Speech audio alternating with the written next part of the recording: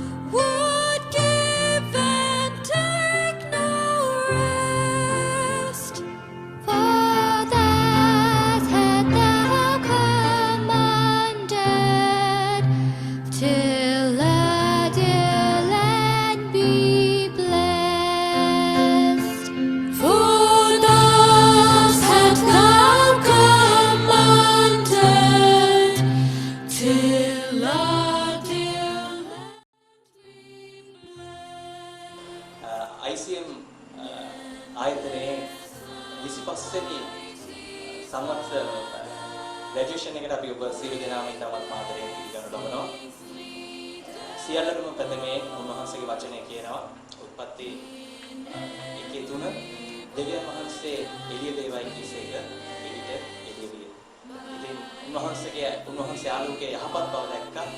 ඉතින් අපි මේ උපාධි ප්‍රදාන උත්සවයට උන්වහන්සේගේ ආලෝකයේ එක් කරන පිණිස අපි මෙනොනට දාගෙන පිණිස අපි ඉතාමත්ම ආදරෙන් අපි ආරාධනා කරනවා. පෙරේරා දේව සිස්ටර්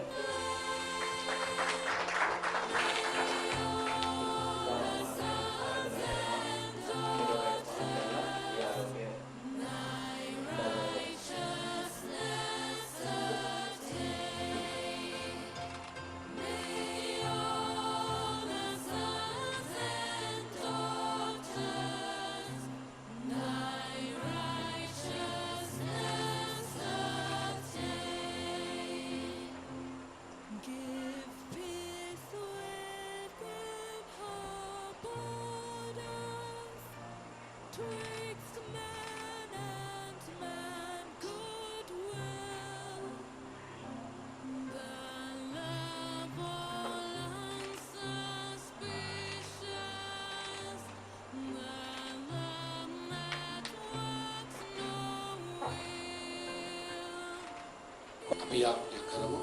දෙවියන්ගේ වහන්සේට ස්තුතිවන්ත වෙනවා අද දවසේ නිසා. විශේෂයෙන්ම මාස 8ක් පුරාවට ස්වාමීනි ICM බයිබල් විද්‍යාලයේ ඉගෙනුම ලැබෙමින් අද දවසේදී ඔවුන් සමර්ථ වෙච්ච යන දෙවියන්ණනි මේ කාලේ අපි වහන්සේගේ දයාතට බාර කරනවා.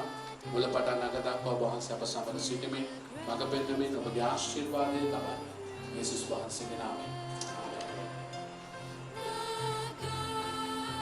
යේසුස් ක්‍රිස්තුස් වහන්සේගේ නාමයෙන් ICM බයිබල් විද්‍යාලයේ 2025 වර්ෂයේ සහතික ප්‍රදානෝත්සවයට අපගේ ඇරයුම් ලබා පැමිණි ප්‍රධාන ආරාධිත අමුත්තා වන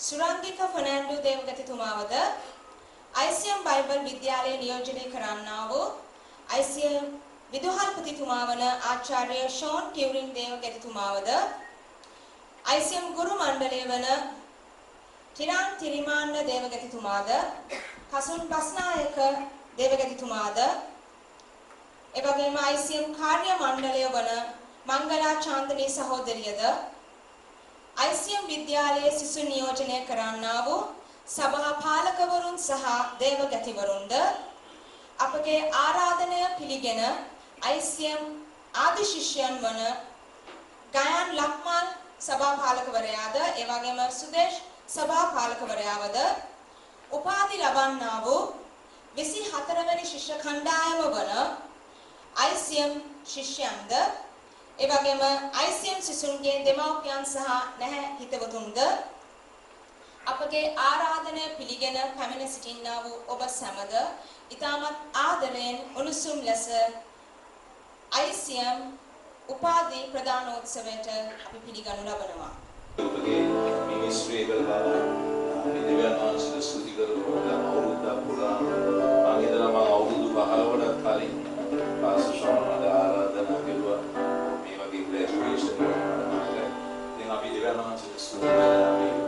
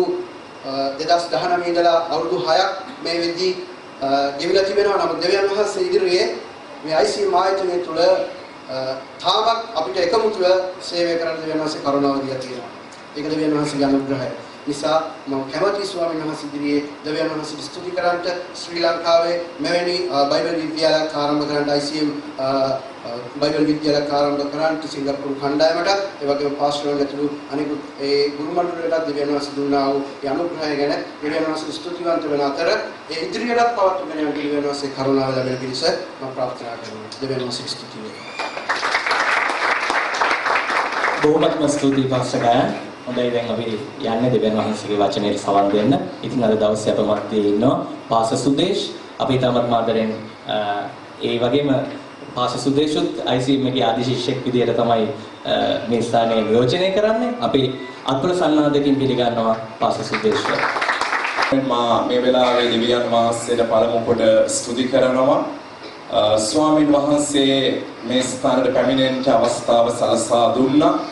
මේ ICM පාඩම් මාලාව ගැන මා දැනගත්තේ මංගලා සහෝදරි තුලින්. ඇය හරහා මට මේකට සම්බන්ධ වෙන්න උන්වහන්සේ අවස්ථාව දුන්නා.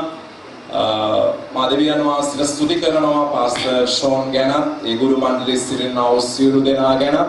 විශේෂයෙන්ම මා මේ ස්ථානය තුල මාස 8ක් එලෙස අධ්‍යයනය ලබද්දී දුටු බෞද්ධයක් තමා දෙවියන් වහන්සේ උන්වහන්සේගේ මෙහෙකරුවන්ව කොපමණ මේ දේශය තුල උසස් කරලා තිබුණත් ඒ නිහතමානීකම ඒ යටහත්කම අපි විදුහල් පෙතුමාගෙනුත් ඒ ගුරු මණ්ඩලයේ සිටින අවසෙසු දෙවියන් වහන්සේගේ මෙහෙකරුවන්ගෙනුත් දකිනවා. ඔබ දන්නා විශේෂයෙන්ම මේ ස්ථානයේ සිටින ශිෂ්‍යයාවන් ඔවුන් කොයිතරම් ඔබට සමීපව මිත්‍රත්වයේ සහෝදරත්වයේ එලෙස මේ කාල සීමාව පුරා ගමන් කළාද කියලා. දෙවැනි දේව සේවකයෝ සොයාගන්න අපහසුයි. ඔබ දන්නවා වර්තමානයේ දෙවියන් වහන්සේගේ මෙහෙකරුවෙක්ව මුණ ගැසෙන එකත් මෙහෙකරුවෙක් එක්ක කතා කරන එකත් ඇත්තටම අපහසු කාරණාවක් වී තිබෙනවා. ඊට වඩා අපහසුවෙන් අපිට විශේෂඥ වෛද්‍යවරුන්ව මුණ ගැසෙන්න පුළුවන්, උසස් නිලධාරීන් අයව මුණ ගැසෙන්න පුළුවන්. නමුත් දෙවියන් වහන්සේගේ දාසයන් එක්ක අපිට ගනුදෙනු කරන්න අපහසු කාලයක්. නමුත් අපි දෙවියන් වහන්සේට ස්තුති කරන්න ඕන අපිට දී තිබෙනා වූ මේ ආලේපලත් උන්වහන්සේගේ මෙහෙකරුවන් පිළිබඳව. මා දෙවියන් වහන්සේට ස්තුති කරනවා. මම 2000 පූර්ණ කාලීන දේව සේවයට ඇතුල් වුණේ. අවුරුදු 20ක් මම නායකත්වයෙන් යටතේ දේශීය නොයෙකුත් පළාත්වල ස්වාමින් වහන්සේගේ සේවය නියැලුණා. ඉන් අනතුරුව 2020 මාර්තු මාසයේ පළවෙනිදා දෙවියන් වහන්සේගේ විශේෂ හඬකට ප්‍රතිචාර දක්වමින් මේ දේශය තුල සභාවක් ස්ථාපිත කරන්නට පියවර ලැබුවා. ඒ සභාව ස්ථාපිත කළා වූ ඒ අවධියේ මට නොයෙකුත් අභියෝගවලට මුහුණ පාන්න සිදු වුණා. ඔබ දන්නවා මේ මාර්තු මාසේ තමයි මේ දේශයේ කොරෝනා වසංගතය පැමිණුණේ. ඉන් අනතුරුව මේ දේශයේ ආර්ථිකය ස්ථිර වෙලා බඩු මිලියල ගිහිල්ලා නොයෙකුත් දේවල් වලට මුහුණ පාන්න සිදු වුණා. එවැනි කාලයක තමයි මම උන්වහන්සේගේ මේ ආලේපලත් දාස්යන් එක්ක එකතු වී මේ පාඩම් මාලාව හදාරන්න පටන් ගත්තේ. උන්වහන්සේ තුලින් ඒ ලැබුවා පියවර තුල ධෛර්යමත්ව ගමන් කරන්න මහත් වූ ජවයක් ගෙන දුන්නා. මම ඒ ගැන දෙවියන් වහන්සේට මුළු හදවතින්ම ප්‍රශංසා කරනවා. මා කැමතියි කියන්නේ මේ සහෝදර සහෝදරියන්ට ඔබට ලැබිලා තිබෙන ඒ එකිනෙක මාසවල ලැබුණු ඒ අධ්‍යයනය කරන්න ලැබුණු ඒ පොත් ටික ඔබ පෞද්ගලිකව මෙතනින් එහාට අධ්‍යයනය කරන්නට ඒක ගිහිල්ලා ඉවරලා ඔබ යම් ස්ථානයක තැන්පත් කරනවට වඩා ඒ තිබෙන දේවල් ඔබට පුළුවන් ප්‍රයෝජනයට ගන්නට මම ඒ දේවල් අත්දැකීමින් සිටින විශේෂයෙන්ම ඒ පොත් මම නැවත අධ්‍යයනය කරන්නත් ඒ වගේම මා සේවය කරන සභාවේ අයට ස්වාමීන් වහන්සේ මට දී තිබෙන හැකියාවෙන් ඒ තිබෙන පාඩම් උගන්වන්නට එලෙස අවස්ථාව ගෙන තිබෙනවා. ඒ තුල බොහෝ යහපත් ප්‍රතිඵල අත්කර ගන්න උන්වහන්සේ සලස්වා තිබෙන විශේෂයෙන්ම මාස 5ක් 6ක් වගේ ඇතුළත දෙවතාවක් අප සභාව තුල ඒ ගිල්වීමේ වතුර බෞස්මේ කාණ්ඩ දෙකකට ලබා දුන්න 30 දෙනෙක්ගේ සමන්විත කණ්ඩායමකට එහිදී මම ඒ පොත් අසුරු කරලා ඒ ධර්මයෙන් ඒ කාරණා එලෙස යයි සමග බෙදාගෙන යයි මේ සඳහා පිළියෙල කරනු ලැබුවා. එනිසා මාස 8ක් ඔබව රඳවාගෙන මේ ගුරු මණ්ඩලය ඔබට උපරිම දෙයක් දෙන්න එලෙස උත්සාහ දරුවා. ඔවුන් එලෙස ක්‍රියා කළා. ඒක මා හොදාකාරයෙන්ම දන්නවා. ඔබ මෙතනින් එහාට උන්වහන්සේගේ මෙහෙකරුවන් එක්ක අත්වැල් බැඳගෙන ඒ ලැබුණා පොත්වල තිබෙනා වූ කාරණා යලි යලිත් අසුරු කරමින් ඉදිරියට ගමන් කරන්නයි කියා මා පවසනු ලබනවා. මා කියවන්නම් ස්වාමින් වහන්සේගේ ලියවිල්ල එක වචනයක් ක්‍රියාපොතේ 20 වෙනි පරිච්ඡේදයේ 24 වෙනි පදය එපිස් සභාවේ වැඩිමහල්ලන් ඉදිරිපිට පවුල්තුමා කළා වන්තිම කතාවේදී ඔහු මෙලෙස පවසනවා. ක්‍රියාපොතේ 20 වෙනි පරිච්ඡේදයේ 24 වෙනි පදය. නමුත් මාගේ දිවීමද දෙවියන් වහන්සේගේ කරුණාවේ සුභාරංචියට සාක්ෂි දෙන පිණිස ස්වාමී යේසුස් වහන්සේගෙන් මට ලැබුණු මෙහෙයද සම්පූර්ණ කිරීම පමණ මගේ ජීවිතයේ වැදගත් නොත් මට මගේ කියා මම කිසිසේත් නොසලකමි. බලන්න පවුල් තුමා කියන ඔහුට ඔහුගේ ජීවිතයට වඩා වැදගත් ස්වාමීන් වහන්සේ ඔහුට පවරපු කාර්ය සම්පූර්ණ කිරීම. මා සිතනවා දවසේ මේ ස්ථානයේ නික්ම යන්නා වූ අය ඒ හදවත ඇතුව උන්වහන්සේගේ කාරණා උදෙසා පියනගයි කියලා. අපිට අපේ ජීවිතයට වඩා උන්වහන්සේගෙන් ලැබුණා වූ මේ කැඳවීම වැදගත් වෙන්න ඕන. අපිට උන්වහන්සේ මේ දේශය තුල පවලා තිබෙනා වූ සේවය සම්පූර්ණ කිරීම වැදගත් වෙන්න ඕන. බලන්න ඔය එතන කියනවා සුභාරංචියට සාක්ෂි දෙන පිණිස ස්වාමී යේසුස් වහන්සේගෙන් මට ලැබුණු මෙහෙයද. ඔව් ඒක ස්වාමින් වහන්සේගෙන් ලැබුණා වූ ඒ මෙහෙයක් හැටියට වටහාගෙන තමන්ගේ ජීවිතයට වඩා අය වැදගත් කොට සලකා ඒ ඔස්සේ ගමන් කළ බදන්ව පවුල්තුමා කොපමණ අනර්ග සේවයක් කළාද. බයිබලයේ වැඩිම පොත් ගණනක් ලියන්න ආත්මයන් වහන්සේ උපෝයි කරගත්තා. ඔබ දන්නා වූ සභාවන් කොපමණ ස්ථාපිත කළාද. ඔව් ගෝලයෝ කොපමණ බිහි කළාද. ඔව් මෙවැනි ආකාරයේ හදවතකින් තමා උන්වහන්සේගේ සේවය තුල නියලුනේ. එනිසා ඔබ විශාල කැපකිරීමක් කරලා මේ අධ්‍යයන කාර්යයන් සම්පූර්ණ කරලා උන්වහන්සේගේ සේවය සඳහා පියනගන වෙලාවේ අන් සියලු දේට වඩා උන්වහන්සේගේ සේවය උතුම් කොට සලකා ගමන් කරන්නට අපි දකිනවා මේ අධ්‍යයන කාලයන් වලට සහභාගී වුණ බොහෝ දෙනා අද මේ දේශය තුල සාර්ථක වී සිටිනවා. අපි ලංකාව පුරා ගමන් කරද්දී මේ ICM පාඩම් මාලාව Tamanට ආශිර්වාදයක් වුණා වයවලුන්ව අපිට මුණ ගැස්සෙනවා. ඔවුන් මේ තුලින් ලැබුවා ආශිර්වාදයෙන් අද දේශයට ආශිර්වාදයක් වී තිබෙනවා. එදා ආබ්‍රහම් උන්වහන්සේ කිව්වේ කොහොමද? මම නුඹට ආශිර්වාද කරනවා. නුඹත් ආශිර්වාදයක් වේයන්. උන්වහන්සේ ඔබට ආශිර්වාද කළා. ඔබ කල්පනා කරලා බලන්න ඔබට මුදල් වැය කරලා මේ පාඩම් මාලාව හදාරන්න උනා නම් කොපමණ විශාල මුදලක් වැය කරන්නට වෙයිද? නමුත් මේ සිංගප්පූරුවේ දෙවියන් වහන්සේගේ මෙහෙකරුවන්ගේ අනුග්‍රහය ඇතිව මේ දේශයේ උන්වහන්සේගේ මෙහෙකරුවන්ගේ කැපවීම තුල ඔබ උන්වහන්සේගේ වචනයෙන් මෙලෙස පෝෂණය ලබලා තිබෙනවා. එනිසා ඔබට දෙවියන් වහන්සේ පැහැදිලිවම ආශිර්වාද කරලා තිබෙන්නේ. දැන් ඔබගේ වගකීම මේ දේශයට ආශිර්වාදයක් වීම. මෙතන ඉන්නව ඇතැම් අයව උන්වහන්සේ මේ දේශයට සීමා කරන්න යන්නේ නැහැ. උන්වහන්සේ ඔබව ඒ ලෝකයටත් එලෙස ගෙන යන්න යනවා. උන්වහන්සේගේ වචනේ කියන්නේ කුඩා දේට විශ්වාසවන්ත වෙන කෙනාට මහත් දේ දෙනු ලබනවා කියලා. ඒ නිසා මා සිතනවා මේ වෙද්දිත් ඔබ සභාවන් තුල මොනියම්මෝ සේවයක නියැලෙනවා ඇති. නැත්නම් ඔබ අනිවාර්යයෙන්ම මේ වෙද්දි තීරණය කරලා ඇති. අද දවසෙන් අනතුරු උන්වහන්සේගේ සේවයේ දෙන්න ඔබ ධෛර්යමත්ව ගමන් කරන්න සුද්ධාත්මයන් වහන්සේ ඔබ සමග සිටිනවා. හාලෙලූයා. අපි සූදානම් නම් උන්වහන්සේ අපි වෙනුවෙන් සියල්ල සූදානම් කරනවා. මම දේව සේවයට විශේෂයෙන්ම මීට වසර කීපයකට කලින් මේ සභාව ආරම්භ කරන්න පියවර තබද්දී ඊට වමනා කිසිවක් මා සතුව තිබුණේ නැහැ. මට තිබුණේ දෙවියන් වහන්සේගේ හඬ පමණයි. ඒ හඬ ඔස්සේ මම පියවර තැබුවා. බොහෝ දෙනා මාව ධෛර්යමත් කරන්න වචන ප්‍රකාශ කළා. මාව වට්ටන්න වචන ප්‍රකාශ කළා. ධෛර්යමත් කරන්න ශක්තිමත් කරන්න සිටියේ ස්වල්ප දෙනෙක්. නමුත් සුද්ධාත්මයන් වහන්සේ මා සමග සිටියා. හාලෙලූයා. මේ වෙද්දී උන්වහන්සේ ඒ සභාව ගොඩනගන්නට සාකා සභා කීපයක් ආරම්භ කරන්නට උන්වහන්සේගේ කරුණාව ගෙන දී තිබෙනවා. මේ දේශයේ නොයෙකුත් පළාත්වලට ගිහිල්ලා උන්වහන්සේගේ සේවය දෙන්න උන්වහන්සේ අවස්ථාව දී තිබෙනවා. අපි මාස්පතා කඳුකරේ බොහෝ පළාත්වල ඒ වගේම දකුණේ ඇතැම් ස්ථානවල බස්නාහිර පළාත ඇතුලේ උන්වහන්සේගේ සේවය දෙනවා. අද දවසෙත් මා මේ ස්ථානයට පැමිණ සිටින්නේ මතුගම ප්‍රදේශයේ සේවයක් සඳහා ගමන් කරන අතරතුරේ උන්වහන්සේ දේශය පුරා ගමන් කරමින් උන්වහන්සේගේ කාරණාවල් වල යෙදෙන්න ඒ අනුග්‍රහය ගෙන දී තිබෙන. ඔබ තුල සේවය කරන්න හදවතක් තියනවා නම් උන්වහන්සේ ඔබට සියල්ල සපයන්ට යනවා. අපිට මිනිස්යන් ළඟට ගිහිල්ලා මිනිස්යන්ට අතපාන්ට අපේ නැතිබරිකම් කියමින් කොඳුරන්න නහයෙන් අනන්න සුසුම්ලන්න උන්වහන්සේ කොහෙත්ම ඉඩ තබන්නේ නැහැ. මේ වසර ගණනාව තුල උන්වහන්සේ මාව රැගෙන ආවා. මම දන්නවා මේ දෙවියන් වහන්සේ ඔබවත් රැගෙන යන්න යනවා. හාලෙලූයා.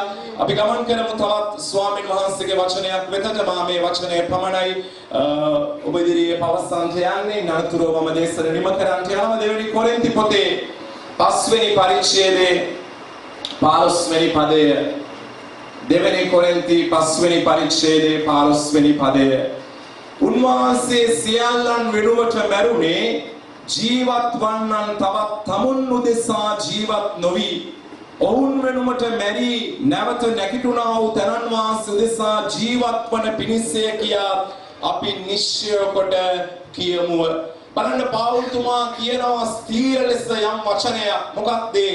ඔහු කියනවා උන්වහන්සේ සියල්ලන් වෙනුවෙන් මැරුණේ ඒ ජීවත් වන්නන් තවදුරටත් තමුන් උදෙසා ජීවත් නොවි අප වෙනුවෙන් මැරි මලවුන්ගේ නැගිට්ටා වූ තරන් වාසු දෙසා ජීවත් වන පිණිසයි. හාලෙලූයා. අපි දැක්ක මොහොතකට කලින් පාවුල්තුමා කියනවා මට මගේ ජීවිතයට වඩා ඒ ලැබුණා කැදවීම වටිනවා. ඔව් මේ ස්ථානයේ කියනවා අපි අද ජීවත් වියුත්තේ කා උදෙසාද? මට ඇහිලා තිබෙනවා ඇතැම් වැඩිහිටි මව්වරු කියනවා අනේ බෙදර මට නම් මගේ ජීවිතේ එපා වෙලා තියෙන්නේ. මගේ ස්වාම පුරුෂයා නිසා මම බොහෝ කාරණාවන් වලට මුහුණ පාලා තියෙනවා. මේ දරුවෝ නොසිටියා නම් මෙලහටත් මගේ ජීවිතය ගැන මම තීරණයක් කරා. මම ජීවත් වෙන්නේ මේ දරුවෝ නිසා. ඇතැම් දරුවෝ කියනවා මගේ අම්මා වයෝවෘද්ධ වයසේ ඉන්නේ, මගේ පියා වයෝවෘද්ධ වයසේ ඉන්නේ. මම නැතුව ගියොත් ඒ අයට වතුර වීදුරුවක් දෙන්නවත් කවුරුවත් නැහැ. මට නම් මගේ ජීවිතේ කලකිරිලා තියෙන්නේ, එපා වෙලා තියෙන්නේ. මම මේ අම්මා තාත්තා නිසා තමයි ජීවත් වෙන්නේ. ඔබ මාව දෙවියන් වහන්සේ කැදෙව්වේ දරුවෝ උදෙසා ජීවත් වෙන්නවත්, දෙමව්පියන් උදෙසා ජීවත් වෙන්නවත් නොවේ. උන්වහන්සේ අපිව විශේෂ කොට තෝරාගෙන තිබෙන්නේ උන්වහන්සේ උදෙසා ජීවත් වෙන්නයි. හාලෙලූයා. එනිසා ඔබ මෙතනින් එහාට උන්වහන්සේ උදෙසා ජීවත් වෙන්න, උන්වහන්සේගේ ගෞරවය වෙනුවෙන් ඔබට කරන්න හැකි ඒ කරන්න උන්වහන්සේ පවරන ඒ දේ ඔබ මුළුම කැපවීමෙන් යුක්තව කරන්න දෙවියන් වහන්සේ ඔබ ඉදිරියටත් ඉහළටත් ගෙන යන්න යනවා. ඔබ මොනම දෙයක් ගැනවත් කනස්සල් වෙන්න එපා. අද දේව සේවයට පියනගෙන අය කනස්සල් වෙනවා. අනේ අරයට ටැලන්ට් තියෙනවා, මෙයාට දීමනා තියෙනවා, අරයට හැකියාව තියෙනවා, මට ඒ මොකුත් නැහැනේ. නෑ ස්වාමීන් වහන්සේට පුළුවන් ඔබ පාවිච්චි කරන්න. එදා අර පේත්‍රස් යෝහාන්ලා ගැන සමාජයේ දරපු මතය මොකක්ද? අපණ්ඩිත නූගත් මිනිසයා. නමුත් ඔබ දන්නවා පේත්‍රස්ගේ පළවෙනි දේශනාවෙන් 3000 බෞතිස්මය ලැබෙනවා. ඔහුගේ දෙවෙනි දේශනාවෙන් 5000 බෞතිස්මය ලැබෙනවා. සමාජයේ ඔහු ගැන කිව්වෝ අපණ්ඩිත නූගත් මිනිසෙක් කියලා. ඔබ ගැන මිනිස්සු දරන මතය නෙවෙයි වැදගත්. උන්වහන්සේ ඔබ ගැන දරනා මතයයි වැදගත්. හාලෙලූයා. උන්වහන්සේට ඔබ ඕන හින්දා, උන්වහන්සේට ඔබ වටින හින්දා ඔබව කැඳවලා තිබෙනවා. නැත්නම් මේ පාඩම් මාලාවට ඔබට කොහෙත්ම සම්බන්ධ වෙන්න හැකිවන්නේ නැහැ. මේ පාඩම් මාලාව නිම කරන්න ඔබට හැකිවන්නේ නැහැ. ඔබ මේ පාඩම් මාලාව නිම කිරීම තුලින් අවබෝධ කරගන්න ඕන උන්වහන්සේ බව ස්ථීර ලෙසම කැඳවා තිබෙනවා කියලා. ආයේ ගැන සැකයක් වාදයක් ඔබ තුල තිබිය යුතු නැහැ.